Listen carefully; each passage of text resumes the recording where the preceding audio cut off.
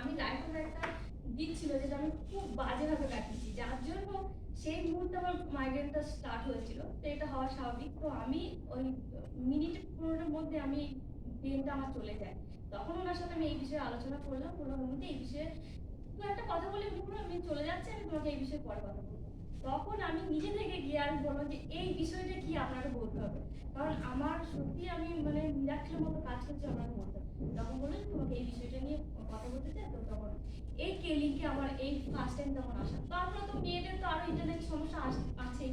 তো সেই সমস্যাগুলো যখন একের পর এক আমি ওনাকে বলতে থাকলাম এবং উনি আমার সেই মানে সেই প্রবলেম সলভ করলেন, তখন আমি ঠিক করলাম যে আমি এইটা নিয়ে আমি কাজ করবো। আর সত্যি কথা বলতে আমাদের যে কেলিংকে যে রিডিজাইন ডেস্টিনি অ্যাপ আছে আমাদের, মানে টোটালি বিজনেস স্কুল, ওই স্কুলে আমি নিজেকে টোটালি ভাবে চেঞ্জ করেছি। 2019 থেকে 20, মানে 20তে আমি স্টার্ট করি। 2020 আমার মানে কি বলবো,